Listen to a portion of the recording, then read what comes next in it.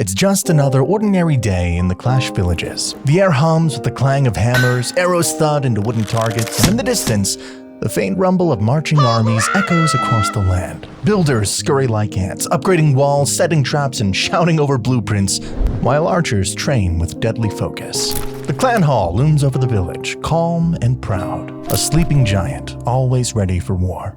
It's peaceful, for now, but everyone knows peace in Clash is just the calm before the storm. But this time, the chaos didn't come from an invasion. No, this chaos came from something far more unexpected. From the home of a proud, noble knight, you were born. A child destined for strength, forged for battle. Or so they thought. And your journey, oh boy, it's not gonna be easy. As a kid, life was good. You sprinted through the village with the other little ones, sticks in hand, pretending to be knights, yelling battle cries, swinging at invisible enemies, and falling over in the mud, laughing. The training grounds rang with laughter, not steel. You had warm meals every night, guards to keep danger out, and when the sirens wailed and enemy troops were spotted, you didn't fight. You hid, tucked in bunkers beneath the village, knees to your chest, heart pounding, but safe. You didn't yet know what it meant to survive. But everything changes the moment you turn 7. That's when the letter arrives, sealed with the town hall's crest, your name carved into the parchment like a prophecy. You don't even get to say goodbye properly. One morning, you're playing in the village square. That evening, you're packed into a caravan with the other boys your age, rolling away from the only home you've ever known. Your destination? Night school. Not the kind in fairy tales. This one's built like a fortress. Stone walls thick enough to stop a giant's punch. Iron gates that groan like they're guarding a secret. No more family dinners. No more hiding during raids. Here, you don't run from danger. You run towards the fight. And it's brutal. The beds are hard, the food's cold, and the instructors yell like they've been waiting their whole lives to break you down. Every morning begins before the sun even thinks about rising. You're swinging a sword before your eyes are fully open. You run until your legs tremble, and then you run some more. Your hands blister, your muscles burn, and every night you fall asleep aching in places you didn't know could hurt. But through it all, one thing keeps you going. You're not hiding anymore. You're not the one in the shelter. You are becoming the protector. And you're not just good at it. You are exceptional. At first, everything was going perfectly. You trained harder than anyone, longer, fiercer, louder. While the other knights grew lean and sharp, like blades being honed for battle, you became something else entirely. A mountain in armor, a walking fortress. The ground shook when you ran. The sparring dummies split in two when you hit them. You were becoming a legend, or so it seemed. But then came the problem. Not with your strength, not with your speed, your hands. While the others built calluses like stone and wielded swords like they were born with them, your fingers stayed small, delicate, comically mismatched with your monstrous frame.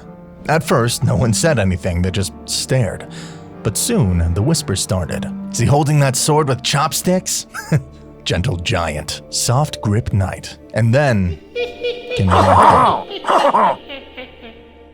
The sword hilts were too big, the balance felt off. Your grip slipped during drills, your strikes missed their mark. It didn't matter that you could lift a log one-handed, you couldn't hold a sword like a real knight. To them, you weren't a real warrior. You were a meme in armor. Every year, the school posted portraits, heroic poses of future legends. And every year, you'd try to hide yours. But they always noticed, always zoomed in, always laughed. Didn't matter how fast you ran, how high you jumped, how many logs you could break with your bare fists. The eyes of your brothers in arms, you were still just tiny hands. And one day, you snapped. Not in rage, not in tears, in silence. You made a plan, not to prove them wrong, not to win back their respect, but to become something they could never laugh at again. You built a massive black helmet, heavy, silent, and impossible to see through. Your face, your eyes, your shame, gone. Then came the hands. You forged 2 enormous maces, not just as weapons, but as armor for your biggest insecurity. No one would see your hands ever again. No one would even remember they existed. From that moment on, the old you was gone. It felt like rebirth, like transformation. You weren't just hiding, you were becoming something new, something terrifying. Now, when you walk through the training grounds, people move out of your way. No one dares to make a sound. No one knows your name. They only whisper one word when you pass: Mega Knight. And you live up to it. You didn't graduate night school because you passed all the tests. You graduated because they couldn't risk keeping you there any longer. Sparring matches turned into evacuations. Trainers stopped instructing and started dodging. Your presence turned training into survival. A single high five from you could shatter bone. You weren't just a student anymore, you were a weapon. Word about you spread like wildfire. Stories of the armored giant with the crushing maces and the silent stare echoed through the kingdoms. You became a legend before your first real battle. Knights respected you, barbarians stepped aside. Even the wizards, cocky as they were, lowered their voices when you passed. No one dared mock you, not anymore. Those embarrassing yearbook photos, gone, burnt, buried in ashes.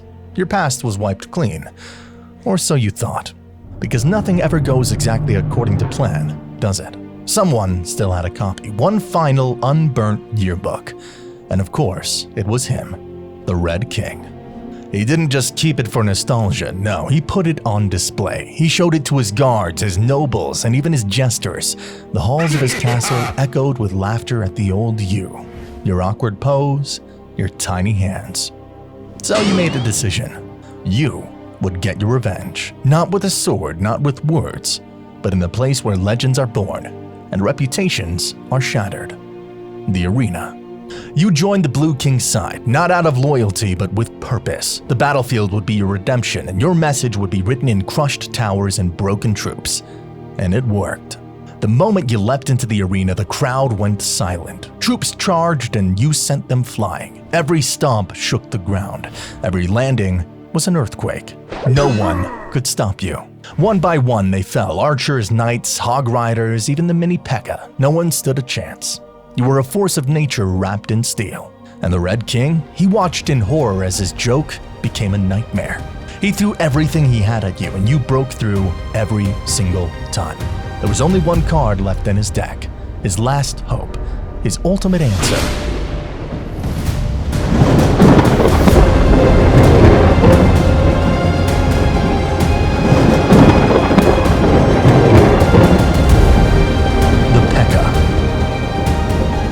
Towering, silent, unshakable. For the first time in your life, you felt it. Hesitation. Not fear, but something close. She wasn't like the others. She didn't flinch. She didn't fall. And in that moment, you realized you had finally met your match. The clash between you two wasn't a battle. It was the beginning of something more. A rivalry had begun. You and Pekka clashed again and again, each battle more intense than the last. It was always you against the machine. Her strikes were precise, brutal, and unrelenting. But your maces, heavy and unshakable, met her blows head-on. You parried, countered, endured. The fight stretched on, sometimes minutes, sometimes what felt like hours. Neither of you gave in. Two juggernauts locked in an endless war. When Pekka wasn't there, the arena was yours. You crushed match after match, and for a while the crowd loved it. But that didn't last. The cheers turned to silence. The silence turned to sighs. The people had seen enough of the Mega Knight show. You weren't exciting anymore. You were just predictable. Jump, slam, win. Again and again. And you had changed. The quiet, determined knight from your youth was gone. Now every win was followed by a pose, a boast, a flex. And even in defeat, you couldn't help but taunt the very troops you'd beaten the match before. You weren't just fighting opponents anymore. You were fighting your own reflection, your own pride. In trying to ease the shame of your past, you built a new identity, one made of power, armor, and ego. But somewhere along the way, you lost what made you, you. Once, you were legendary. Now, the crowd groaned when you entered the arena. You were a guaranteed win for the king, unless Pekka showed up. But she was expensive. You were convenient. And the people, they let you know it. Every match, every cycle, every comment. The hate became louder than the applause ever was. And then one day, you faced her again. Pekka. In the middle of your usual back and forth, a tiny blue butterfly landed on the battlefield. Pekka paused, just for a second. And instead of attacking, you crushed the butterfly, mocking her hesitation. She snapped. The tension in the arena shifted instantly. Everyone felt it. This wasn't just another fight. This was something else. You tried to hype up the crowd, tried to laugh it off, but Pekka wasn't playing anymore.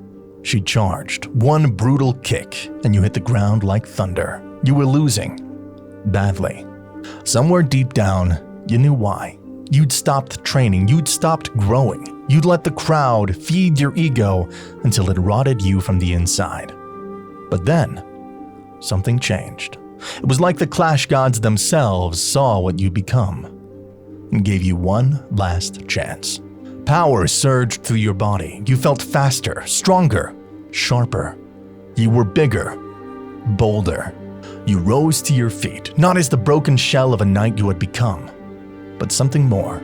And once again, you faced Pekka, as if for the very first time. The battle raged, but this time there was no easy winner. Some of the crowd began to cheer again. They saw something different in you, new moves, new discipline. But most of them still looked at you with the same tired eyes. The ones that had already made up their mind about who you were. You never did get that schoolbook back from the Red King. The fight that had started all of this, it faded into memory. Even you stopped caring. You were tired. But even after everything, even after the hate, the shame, the broken pride, you stayed in the arena because it was the only place that ever felt real.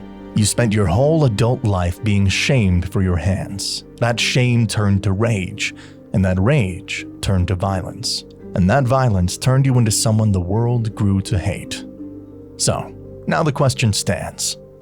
Was it worth it, Mega Knight?